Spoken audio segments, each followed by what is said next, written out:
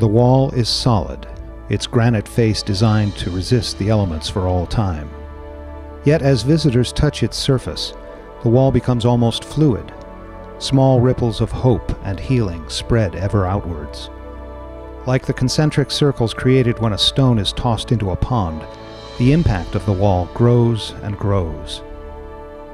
In 1982, John DeWitt, a former helicopter door gunner and Army veteran, visited Washington, D.C. for the dedication of the Vietnam Veterans Memorial and to participate in the National Salute to Vietnam veterans. This visit and experience changed DeWitt's life and led to the creation of the Moving Wall, which has since moved millions of people. His story is one of thousands spawned by the memorial. As DeWitt explains, when you approach the memorial, you don't recognize what's going on. It's a visual experience that words cannot describe. Then, suddenly, as the words inscribed on the wall come into focus, it's so subtle. You're drawn in, and it's too late. You're riveted, and the emotions just pour forth.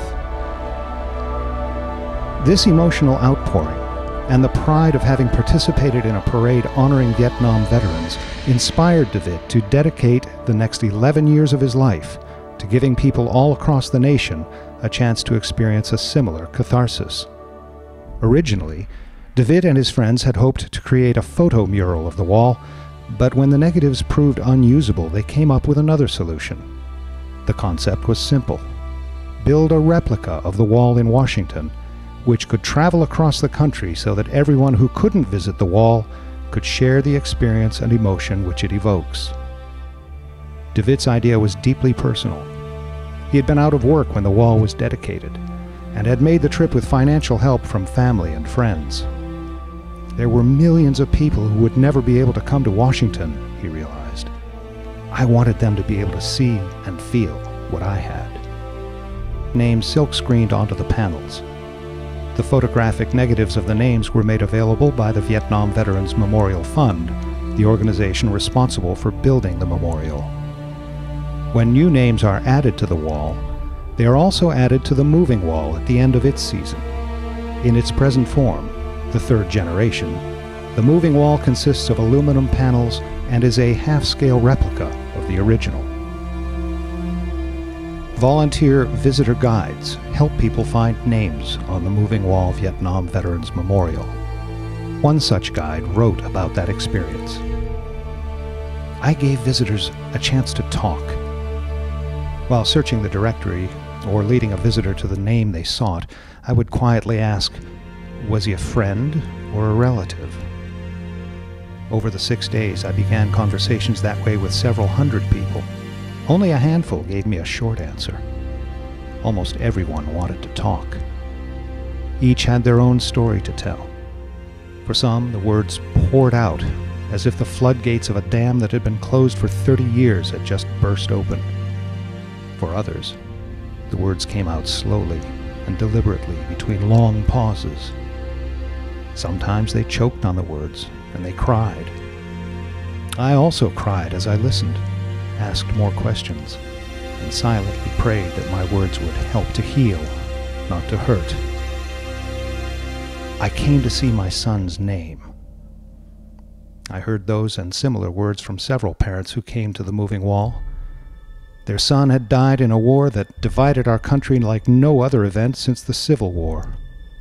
He died in a war that some Americans had blamed on the soldiers who were called to fight it. Some young men had no choice. They were called by the draft.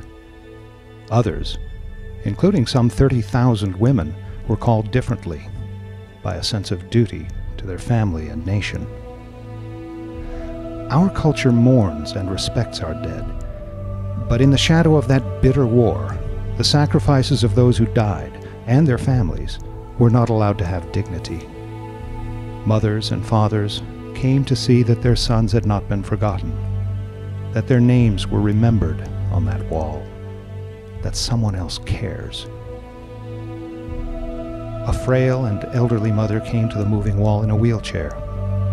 As we looked for her son's name, she described his interests during high school. and then the agonizing days when she first was told that her son was injured, then missing, then classified as lost at sea. She asked me to thank all the other people who helped bring the moving wall to Batavia. Veterans came to see the names of their buddies. Most of them were eager to tell me about their friend or how he died. Many remembered the day in great detail and spoke of what's called survivor guilt. Many people came to the wall in the privacy or serenity of darkness. Our security men reported that there were only a few minutes each night that the wall had no callers at all.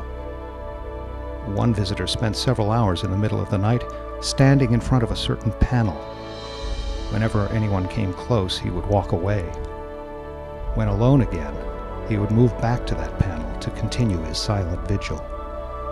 Still others came in the darkness before dawn to watch the break of a new day over the wall. The visitor guide concluded his remarks with this sobering observation. 2 weeks after the visit of the moving wall to Batavia, a friend told my wife, "I don't understand all the concern about the moving wall. Why don't people just forget about that dirty war?" For many, the moving wall does not need to be explained. Those who do not understand are perhaps more fortunate than those who do.